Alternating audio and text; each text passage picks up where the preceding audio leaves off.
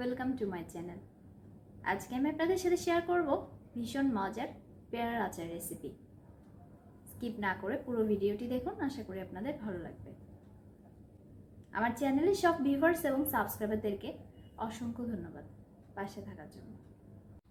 পেয়ারার আচার তৈরি করার জন্য আমি দুটো বড় সাইজের পেয়ারা খুব ভালোভাবে ধুয়ে সামনের ও পেছনের অংশ কেটে বাদ দিয়ে নিয়েছি। এবার গ্রেটারের বড় অংশ দিয়ে পেয়ারাগুলো গ্রেট করে নিচ্ছি।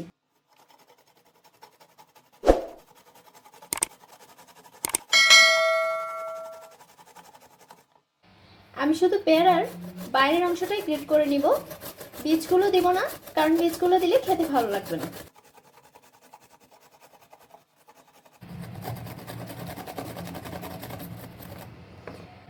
আমি বীজগুলো বাদ দিয়ে বাকি অংশটা গ্রেট করে নিয়েছি।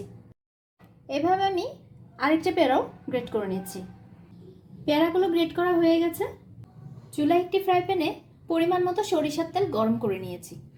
অ্যাড করে দিচ্ছি 1 টেবিল চামচ মিষ্টি জিরার গুঁড়া, 1 চা চামচ লাল মরিচের গুঁড়া। আচারে যারা ঝাল বেশি খেতে পছন্দ করেন তারা ঝালটা বাড়িয়ে দিতে পারেন।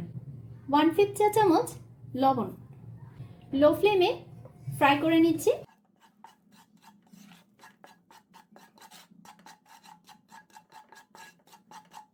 এবার গ্রেট করে রাখা পেয়ারাগুলো দিয়ে দিচ্ছি।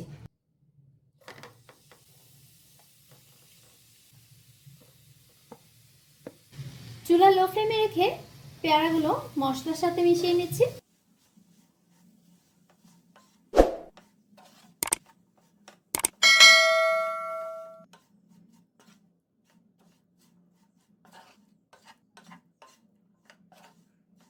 পেয়ারাগুলো সফট হয়ে আসার জন্য একটু ঢেকে জাল করে নিচ্ছি।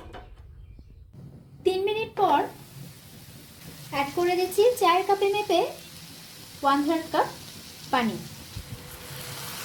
অ্যাড করে দিচ্ছি 4 কাপে মেপে 1 কাপ গুড়। গুড়ের পরিবর্তে আপনারা চিনিও ইউজ করতে পারেন, তবে গুড় দিলে কালারটা খুব ভালো হয়। গুড়টা মিশিয়ে নিচ্ছি।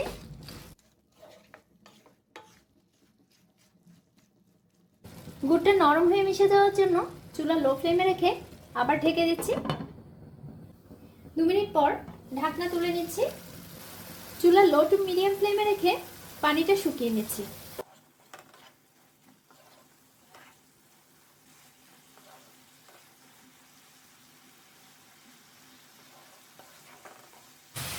আচারটাতে আমি গুড় ইউজ করেছি বলে পানি অ্যাড করেছি। আপনারা যদি চিনি ইউজ করেন তাহলে পানিটা ইউজ না করলেও পারবেন। পানি শুকিয়ে গেছে, আচারটা তৈরি হয়ে গেছে। আমি চুলা অফ করে দিচ্ছি। তৈরি হয়ে গেল জিভে জল আনা পেয়ারার নতুন ধরনের একটি আচার। এটি খুব কম সময়ে খুব কম উপকরণে ঘরে তৈরি করে নিতে পারেন। রেসিপিটি যদি আপনাদের ভালো লেগে থাকে তাহলে ভিডিওটি লাইক এবং শেয়ার করুন, আর সেই সাথে আমার চ্যানেলটি সাবস্ক্রাইব করে নিন। পাশে থাকা বেল আইকনটি ক্লিক করে দিন যাতে দারুণ সব রেসিপির নোটিফিকেশন পেয়ে যান। ধন্যবাদ।